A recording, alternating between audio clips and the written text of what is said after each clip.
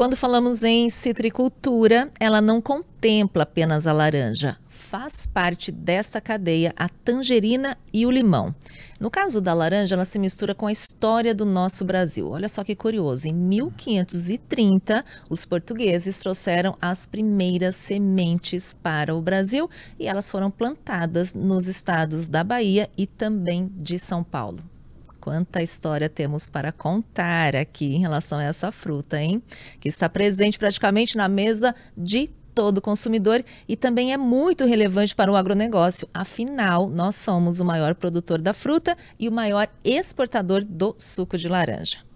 Neste videocast, vamos plantar esta semente? Eu sou Soraya Fessi, eu sou a jornalista aqui pela revista IS Estratégias e Soluções e trago para esta nossa conversa o professor Gilberto Tosatti. Ele é consultor em agronegócio e também especialista em citricultura. Professor, seja muito bem-vindo. Olá, obrigado pela oportunidade. Eu que agradeço. Bom, você tem diversas atividades profissionais. Comenta um pouquinho mais para nós.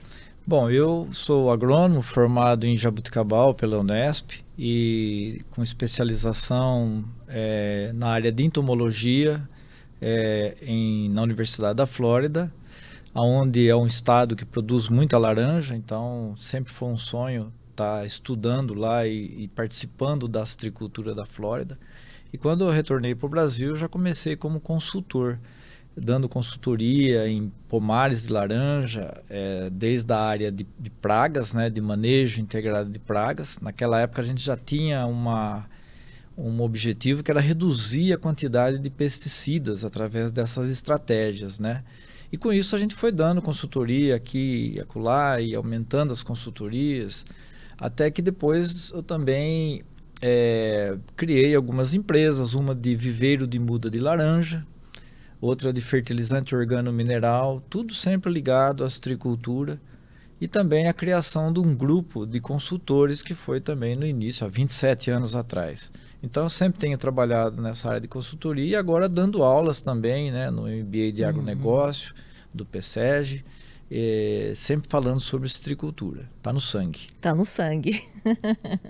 Nós aqui nos bastidores até decidimos trocar a água que fica aqui nesse nosso videocast pelo suco de laranja, né, professor?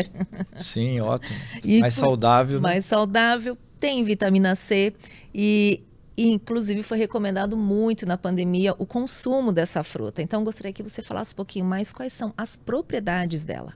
A gente sempre imagina a vitamina C, né? Como um dos benefícios, mas existem vários outros. Por exemplo, é um suco que ele contém fibras solúveis, né? Então você está ingerindo fibras também. Além de vitaminas C, você tem a vitamina B, vitamina A, ácido fólico, que é bom para as gestantes, por exemplo. Enfim, além de ter potássio também, que é importante, né? Então é um alimento saudável que mata a sede e além de tudo alimenta. Muito bem. Agora, por curiosidade, quanto tempo leva para produzir um pomar de laranja? Boa pergunta. A gente fica imaginando que a planta já está pronta lá, né, produzindo, mas você imagine que primeiro precisa produzir a muda, que ela leva praticamente aí 12 meses da sementinha até ficar pronta a muda, para daí ela ir para o campo, ser plantada pelo produtor e aí conduzir essa planta até o 3º ano, quando vem as primeiras frutas. Então são 3 anos de cuidados que você tem que fazer, de gastos, por exemplo, para chegar a planta começar a produzir. E depois a produção vai aumentando e a vida útil de um pomar vai até praticamente aí 18 anos, 20 anos, quando assim você está produzindo mais laranjas, né? Mas leva tempo, um bom tempo para começar a produzir. Olha só, e qual que é o destino dessa produção?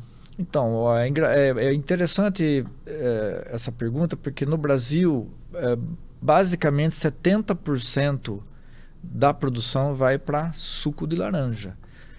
E 30% vai para o mercado de fruta fresca, que vai nas feiras, no Ceasa, nas feiras, nos supermercados, e grande parte dessas frutas, dessas laranjas, são processadas em casa, né? E aí é feito o suco em casa. mas tem as tangerinas, os limões também, que fazem parte dessa indústria citrícola. Exatamente. Agora, a indústria farmacêutica, por exemplo, ela utiliza muito, né, não só nos medicamentos, mas também na área de cosméticos. Vem crescendo esse mercado? Nossa, interessante, Soraya. A gente sempre se fica imaginando no suco e na fruta, na laranja, mas existe uma indústria por trás de muitas empresas que processam os subprodutos da laranja, que vem da casca, dos óleos essenciais, do delimoneno. São várias substâncias que são extraídas da laranja, que são utilizadas nessa indústria farmacêutica, ou mesmo de cosméticos, ou mesmo de alimentos, outros alimentos como barras de cereais, etc. Quando você entra no supermercado, por exemplo, a maior parte dos alimentos tem alguma coisa relacionada à citricultura, tem algum condimento, alguma substância que é utilizada nessa indústria. Então, se uma caixa de laranja, por exemplo, ela pode trazer uma receita vamos falar em dólares, $3, as essências a mesma caixa de laranja pode proporcionar $80. Olha que indústria complexa e que agrega valor. Isso vem crescendo muito e o Brasil está investindo muito nisso. Isso é um dado bem interessante, porque impacta em geração de emprego. Sim. Agora eu comentei bem no comecinho dessa nossa abertura, né, que as primeiras sementes chegaram e foram plantadas nos estados de São Paulo e também da Bahia. Só que eu tenho um dado aqui do IBGE que são 56 mil propriedades rurais. Quais são as regiões produtoras? Permanecem as mesmas? A grande maioria da laranja produzida chamamos de cinturão citrícola, que pega o estado de São Paulo e parte do Triângulo Mineiro. Mas no Brasil existem outros polos citrícolas, como a Bahia, como você citou, Sergipe, Paraná, Goiás, e que vem crescendo também, né? Mas o 80% praticamente é produzido em São Paulo. Eu sei que o grande desafio, na verdade, para os produtores é a famosa doença greening. Se instalou no nosso país e ela erradica praticamente as produções, né? Como é que está esse controle aqui? Bom, é isso, né? A gente fica imaginando que às vezes um pomar laranja não tem seus problemas, né? Tem doenças, tem pragas, como o ser humano tem as suas doenças, né? As pandemias aí da vida, mas o pomar laranja ele é afetado por doenças também. E que é o trabalho do consultor, de tentar curar ou controlar essas doenças, as pragas. E ao longo do tempo sempre foram surgindo novas pragas e novas doenças, porque a natureza ela é resiliente, né? Ela sempre acaba aparecendo uma coisa nova, você interfere e aí aparece outra coisa. Mas o greening que você se referiu é uma doença a mais séria de todas.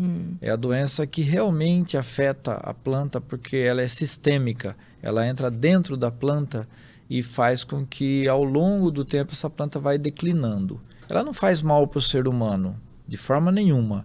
Ela é desenvolvida, evoluiu dentro da planta cítrica. A questão é que ela vai reduzindo essa produção dessa planta quando ela é afetada. Só para dar um exemplo assim, é como se fosse a dengue, né? A dengue você tem a pessoa que está doente, daí você tem um vetor, que é o mosquito, que ele se alimenta de uma pessoa contaminada e passa para uma pessoa saudável. No green é a mesma coisa, a planta que está doente tem um inseto pequeno chamado de psilídeo, que se alimenta da planta doente e passa para a planta nova. A dengue leva alguns dias para você ter o problema, né? Mas na laranja leva às vezes um ano e meio até essa planta expressar os primeiros sintomas. Não tem como perceber antes? Não, e aí é difícil você controlar ela. Mesmo que você erradique as plantas sintomáticas, sempre vai ter plantas doentes que vão ao longo do tempo. Você teria que controlar o vetor, controlar o psilídeo. Mas é difícil, é como a gente controlar o mosquito para dengue, não é fácil. A mesma coisa do greening. Então, assim, tem se investido milhões de dólares nos Estados Unidos, no Brasil, em pesquisas para tentar controlar essa doença, né? Para tentar proteger essa citricultura que a partir do momento que a gente começa a perder produção, você perde empregos, você perde dinheiro, você perde divisas para o país. Então, a luta nossa, né, da citricultura é tentar, e dos pesquisadores, é tentar encontrar uma solução para essa doença. E por isso até que está havendo outros projetos de plantio de laranja em outros estados, porque são regiões mais isoladas e que você tem aí uma pressão bem menor da doença. E chega, acho que é na Flórida que eles perderam toda a produção deles de laranja. Exatamente, Soraya. Lá na Flórida era um país, um estado líder na produção de laranjas no mundo, né, e de suco também. E simplesmente hoje praticamente a citricultura quase não existe. Se produzia 240 milhões de caixas no passado, hoje só está se produzindo 20 milhões. Nossa. Então é uma doença muito séria. O Brasil, por sua vez, tem uma condição climática e geográfica mais favorável, porque você pode plantar laranja um pouco mais distante, né? Da mesma forma que a dengue ali, você tem as pessoas contaminadas que estão próximas e vai se passando a doença. Se você tem pomares mais distante, e o Brasil tem essa condição geográfica, você consegue produzir laranja com muito menos doença. Olha, agora tem a questão das doenças e também tem a questão do uso da matéria-prima. Ele é suficiente hoje para os produtores? Então, a partir do momento que nós começamos a perder produção em função da doença, né, o Brasil começou a produzir cada vez menos, e a tendência é acontecer isso para os próximos anos. A Flórida, que contribuía nesse volume de laranja para atender a demanda mundial, já não existe mais. O México, que é um país que talvez pudesse contribuir, mas tem seus problemas também com a mesma doença, o Brasil se torna aí... já é líder na produção, porém é o único que pode atender essa demanda de suco de laranja no mundo. Então, o Brasil, plantando novos pomares em outras regiões, ou mesmo em São Paulo, mas em regiões mais isoladas, tem condições de fazer isso. É uma oportunidade fantástica para o agronegócio. Olha que interessante. Agora, aqui os dados da Secretaria de Comércio Exterior, né, ele comenta que o Brasil encerrou a safra de 2022-2023 com cerca de 1 milhão de toneladas de suco de laranja que foram exportadas. O que representa esse número para nós? Representa divisas, representa oportunidades de emprego, representa muita coisa, né? Eu acho que a gente precisa manter essa quantidade de produção para atender a demanda mundial. Para isso, nós precisamos investir mais no combate a essa doença, precisamos investir mais em pomares, em plantios de laranja, para poder atender essa demanda e continuar produzindo esse 1 milhão de toneladas, porque ele vem caindo ao longo do tempo. O preço do suco, por sua vez, aumentou mais, né? Se a gente observar a Bolsa de Nova York, por exemplo, o suco de laranja mais do que dobrou, em função da falta de laranja, da falta de suco de laranja. Tá. Então, embora esteja diminuindo esse número, o Brasil tem arrecadado mais. Porém, a gente gostaria de aumentar a produção, ofertar mais produtos para que mais pessoas possam tomar esse suco maravilhoso aqui que faz bem para a saúde. Você tinha comentado da imunidade, né? No período da pandemia, as pessoas passaram a consumir mais suco de laranja, porque tradicionalmente ou culturalmente, né, as pessoas entendem que o suco de laranja aumenta a imunidade. Então houve um aumento muito grande no consumo de suco de laranja nesse período, né, em função desse aspecto e que realmente traz. E a gente está citando a laranja, mas a gente também tem o limão e a tangerina, né, que faz parte dessa cadeia. O limão, esse produto também é bem visto para exportação? Sim, você citou bem aí a tangerina, que é mais fruta de mercado, né? Nós falamos quando tangerina, principalmente da Poncã, que todo mundo conhece, da Murcote, né? Tem outras tangerinas também. Mas quando a gente fala de limão, basicamente nós temos dois principais aqui no Brasil, que é o limão siciliano, que é aquele usado na gastronomia, né? Aquele limão amarelo e tal. Porém, a gente produz não muito dele. A gente produz mais é a lima ácida Tahiti, que embora nós chamamos de limão, ela é uma lima. Então chama lima ácida, praticamente não tem sementes e é utilizada em condimentos, em gastronomia também, no suco de limão e também na caipirinha, né? Nós exportamos bastante limão Tahiti, ou a lima ácida Tahiti, para a Europa, por exemplo, porque já hoje os bartenders, todo mundo faz caipirinha, né? Como é uma bebida internacional. É uma bebida criada no Brasil, No né? Ela é Brasil. nacional. Sim. Conquistou o gosto. Conquistou e a gente exporta e as exportações têm aumentado ano a ano para esses países, principalmente a Europa. Quais países são os maiores consumidores? Na Europa, por exemplo, a Bélgica, a Inglaterra, daí tem uma distribuição lá também entre os países, mas praticamente a Europa como um todo que utiliza. Professor, hoje se fala muito em sustentabilidade, né? Ou seja, essas culturas preservando aliada à própria floresta. Como que o Brasil se posiciona em relação a esse tema, sustentabilidade? Isso é muito importante, porque você sabe, nós somos atacados normalmente pelos outros países, né? Em relação ao que nós estamos desmatando, o Brasil, a Amazônia, que o nosso agro é o grande vilão. Na verdade, não, né?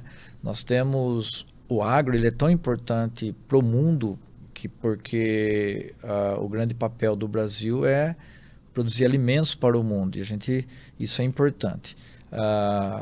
O suco laranja, que é um alimento também, não deixa de ser atacado também, né? Mas é importante a gente lembrar de que nas propriedades agrícolas, por exemplo, que produz laranja, que tem os pomares de laranja, a cada 2,5 hectares de pomares, nós temos 1 hectare de floresta preservada. Então, não existe lugar nenhum no mundo que tenha tamanha área preservada em áreas como a citricultura. Então, esse é um ponto que a gente precisa sempre fazer propaganda, né? Sim. Além da pegada de carbono também. Enquanto você tem os centros urbanos que produzem muito carbono, né? Nós temos aí a citricultura, que tem o solo, que tem a matéria orgânica do solo, que acaba absorvendo esse carbono. Você acha complexa a cultura da citricultura? Demais, eu acho demais. A gente que acompanha isso já há 37 anos dando consultoria, eu confesso que a cada dia eu aprendo alguma coisa a mais. Cada dia que eu vou no campo, que eu visito um pomar, eu converso com os colegas, a gente tem sempre uma coisa a aprender. Porque ela é muito dinâmica. Nós estamos falando de pragas e doenças, mas quando nós falamos de nutrição da planta, a fisiologia dela, é como se nós estivéssemos falando da medicina, do corpo humano e de todas as suas funcionalidades. Nós somos os médicos das plantas, né? Então a gente tem que entender tudo isso, além de entender o ambiente, né? Entender o solo, entender a microbiologia do solo. Então é tão complexo que eu acho que ainda há muito a aprender sobre a citricultura. O produtor, você acha que hoje ele consegue caminhar sozinho com a produção dele ou ele precisa de profissionais, de orientação, de consultores para poder, né, realmente caminhar da forma certa e produzir cada vez mais? Soraya, você veja bem, devido a essa complexidade que é a cultura, normalmente o produtor está muito preocupado ali com a gestão do negócio dele, né? O foco dele é esse. E muitas vezes ele quer, por exemplo, ter o conhecimento ou tentar controlar uma praga, uma doença, alguma coisa, mas eu acho que aí vem o papel, sim, do agrônomo, do consultor como um especialista que pode contribuir muito. Eu acho que tem que estar focado na gestão. E para ter uma boa gestão, é importante que ele tenha o suporte de especialistas, de pessoas que conhecem a fundo esses detalhes. E não é só na citricultura, eu acho que isso ocorre em qualquer cultura. A partir do momento que a citricultura foi se desenvolvendo e exigindo cada vez mais que o produtor aumentasse a produtividade, que fosse mais eficiente, eu acho que isso foi mostrando que é cada vez mais necessário você estar amparado de um especialista, sem falar da tecnologia que existe hoje. Hoje nós estamos fazendo pulverizações com drones, nós estamos fazendo mapeamento digital, nós estamos com satélite, etc. Então existe assim cada vez mais a necessidade de estar junto com esses especialistas. Pra você ter uma ideia, no passado nós tínhamos em São Paulo mais de 28 mil citricultores. Hoje só tem 5 mil, mais ou menos, em quantidade de citricultores. Caiu bastante. Então, quer dizer, ao longo do tempo, foram muitas pessoas que não eram competitivas, foram saindo do negócio, né? Foram sobrando um grupo de produtores mais eficientes, porém ainda a gente sempre tem essa necessidade de estar melhorando, né? Melhorando as tecnologias. A nossa produtividade ao longo desse tempo, ela não caiu, ela aumentou, usando a mesma área, ou melhor, mesmo diminuindo o número de produtores. Diminuindo o número de produtores, diminuindo a área, nós aumentamos a produtividade. Saímos de 350 caixas por hectare para 1.000 caixas por hectare. Então, isso se chama tecnologia, irrigação, mudas de boa qualidade e toda essa tecnologia que nós utilizamos. Genética, por exemplo. A genética também é pesquisada. Sim. Porque a genética, no caso, nós estamos falando de selecionar variedades, né? A dona de casa sabe ali, ou a pessoa que vai na feira, você vê várias variedades de laranja, de tangerinas, tudo isso são criações, né? São mutações que ocorrem no campo, né? Ou são cruzamentos que o homem faz de uma forma às vezes natural, de uma forma às vezes através da tecnologia, para se obter uma fruta com sabor, com cor, sem sementes, por exemplo. É esse sempre o nosso objetivo. Só contando uma historinha, né? Quando você falou dos portugueses, quando trouxeram a laranja para o Brasil, as sementes, as primeiras sementes, em 1800 e alguma coisa, acho que uns 150 anos atrás ou mais, na Bahia existia uma fruta chamada seleta, e houve uma mutação natural no campo, ou seja, uma planta começou a produzir uma laranja sem sementes e com sabor maravilhoso, que é a laranja Bahia. Olha só. Essa laranja é tão famosa hoje que, assim, 150 anos atrás, uma americana da Califórnia veio para o Brasil, levou algumas plantas para a Califórnia, e lá multiplicou essa planta, né, através das borbulhas e multiplicou, e a citricultura hoje da Califórnia é baseada nessas plantas brasileiras. Lá deram outro nome, deram o nome de Washington Navel, ou você às vezes encontra Navel, Navelina, Naveleite, são outras mutações que ocorreram. E existe no mundo todo, na Espanha, na China, você encontra na Venezuela uma fruta que é vermelha, que é a cara, que é a laranja Bahia. Tudo aqui do Brasil, daquelas 3 plantas. E o mais interessante, lá em Riverside, essas 3 plantas que saíram do Brasil estão lá vivas ainda, como um monumento histórico no centro de Riverside, próximo de Los Angeles.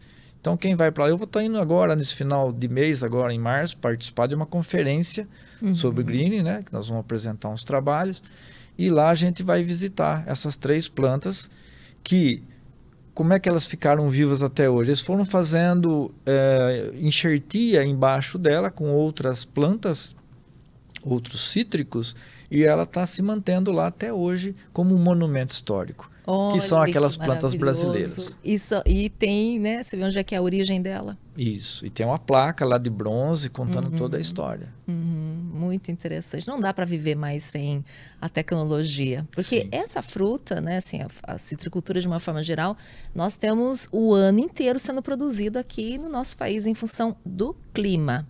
O clima não interfere também para as produções exteriores? Sim, o clima às vezes ele interfere para o bem ou para o mal, né? Eu digo, às vezes você está esperando uma produção e você se frustra diante das adversidades climáticas, como altas temperaturas que podem ocorrer, né? Na época da florada. Então, no momento ali, outubro, novembro, nós tivemos alguns anos passados agora em que a temperatura estava muito alta. Aí aborta as flores e com isso os frutinhos. E aí você tem uma safra menor e os custos não mudam, quer dizer, aí você tem um custo maior. Tudo isso o produtor sofre ano a ano, ou com muita chuva, ou com uma chuva de pedra, então de granizo. Tudo isso afeta a agricultura. Então o citricultor, o produtor, ele é assim, é como se fosse uma indústria sem telhado, né, o negócio dele. Ele corre todo o risco, sempre, está sempre correndo todos os riscos. E isso eu considero o produtor como um herói, porque ser resiliente, ser persistente para poder obter e produzir alimento saudável, que traz benefício para a sociedade, traz emprego para muita gente, eles são heróis. A gente fica feliz de poder estar contribuindo dentro desse processo, dentro dessa indústria. Porque é um trabalho que acontece de segunda a segunda-feira, ele não para, não tem feriado, não tem final de ano, né? Um pessoal que realmente vai para o campo, que leva a sério e geralmente vem de uma empresa familiar até. A maioria das empresas foram de origem familiar, ainda são, né? Uma boa parte. Existem algumas empresas hoje que também produzem citros, mas a grande maioria, sim, de empresas familiares, que vai passando de geração para geração. É muito bonito. Agora, uma coisa que eu acho muito interessante dentro da cadeia do agronegócio e que eu vejo que é um desafio é a união do setor, a união da cadeia. E vocês tiveram, você já chegou a citar inclusive, né, que vocês são em 18 consultores em citros, representando a associação técnica que é a GECONSE. Como é que essa história começou? Como é que vocês conseguiram unir os consultores? Porque de um jeito ou de outro, né? Cada um trabalha dentro aí da mesma área, faz a mesma coisa e teve esse ponto que eu acho que é muito positivo, que é a união mesmo e a importância dela. Sim, isso ocorreu há 27 anos atrás, né? Nós criamos o grupo de consultores em citros. Foi uma quebra de paradigma, porque, como você disse, na verdade eram todos profissionais concorrentes, mas havia sempre a necessidade de troca de informação, né? Eu aprendo muito mais conversando, às vezes, com um colega que já tem a sua vivência de campo de longa data. Numa simples conversa você aprende e você adquire essa experiência também.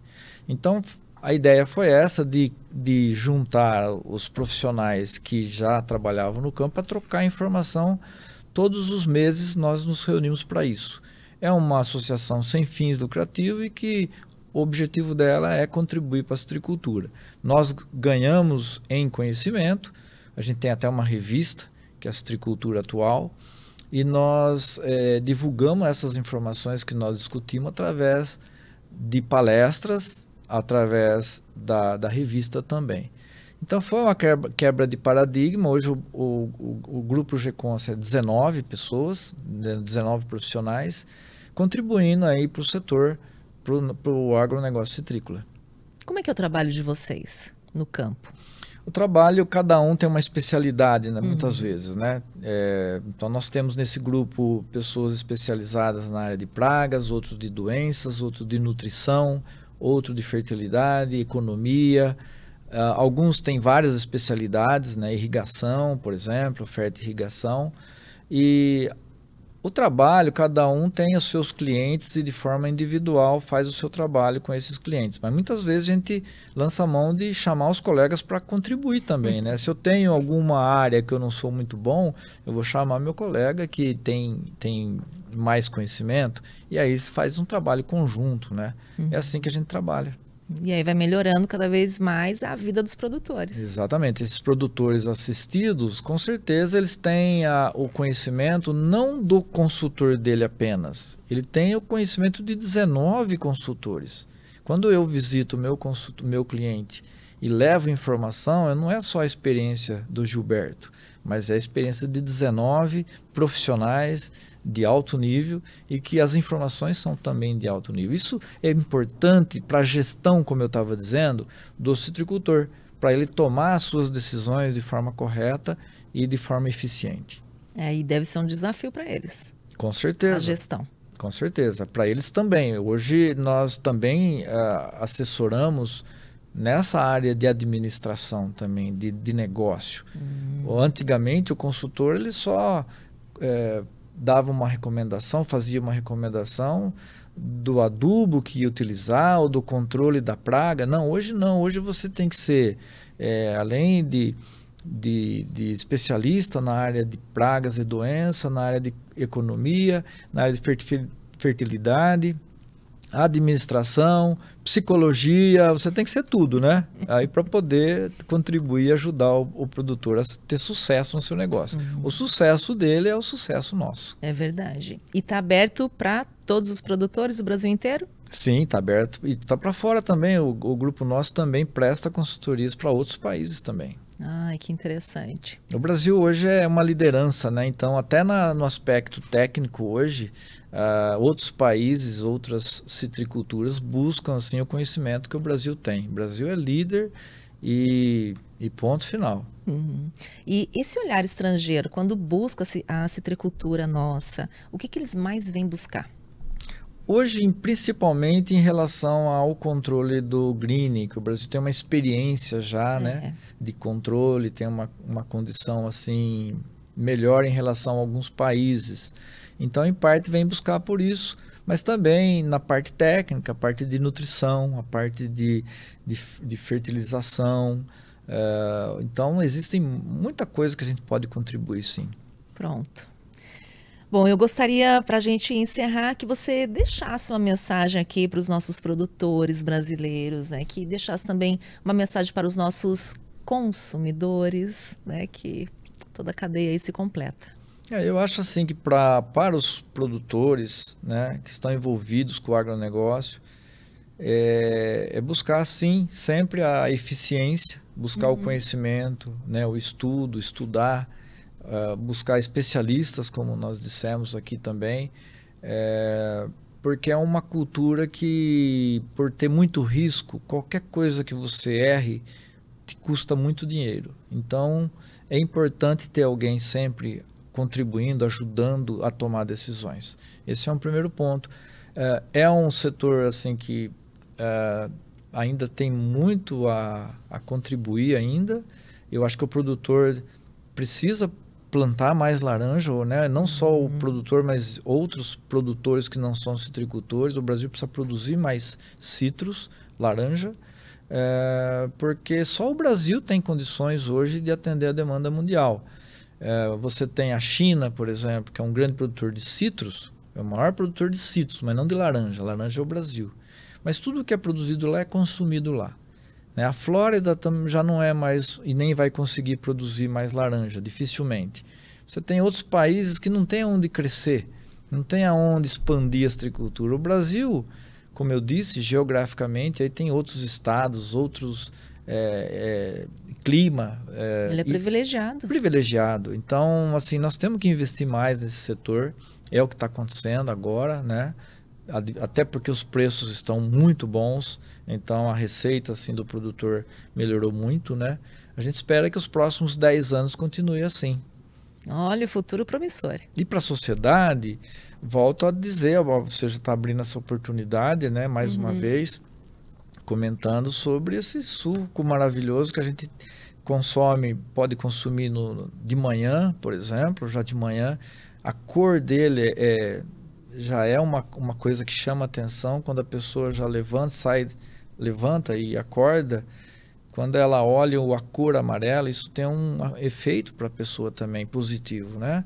Além de consumir o suco de laranja de manhã ou durante o dia, que o brasileiro aqui consome mais de forma como um refresco também. Mas é importante também distinguir o que é o suco, né, integral, o que é o suco néctar, se você me permite. Sim, porque a gente comenta até sobre o suco de caixinha, né? Será que é tão bom quanto o suco integral? Boa pergunta. Então, você às vezes tem lá na caixinha, no suco de caixinha, é importante o consumidor ler se é um néctar ou se é um suco integral. Esse aqui, por exemplo, que nós estamos tomando, é um suco integral. Significa 100% a fruta, né? Ela é 100% fruta, a integral.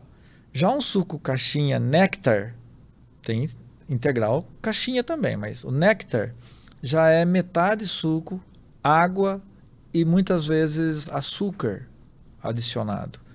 Então já não é tão bom quanto o integral. Ou um suco refresco, é pior ainda, você tem lá 10% de suco e o resto é água e açúcar. Essa informação é importante. Sim, é importante o consumidor, quando ele quer consumir 100% da fruta, e é buscar o suco integral, né? Fica aí a mensagem. A dica. Obrigada, professor. Obrigado você, Soraya, pela oportunidade. Espero que a sociedade possa aí consumir mais suco de laranja. Isso mesmo. Faça a sua escolha pelo suco integral, como ele muito bem comentou aqui. E nós vamos ficando por aqui com a revista IS. Espero que vocês tenham gostado. Aproveita, compartilha este material. Tenho certeza que são informações muito relevantes aí que você pode usar no seu dia a dia, pode estimular os produtores, que com certeza tem na região de vocês. Enfim, vamos juntos compartilhando informações importantes, principalmente para o agronegócio, tá bom? Bom, nos vemos em breve. E nós esperamos por vocês. Até lá!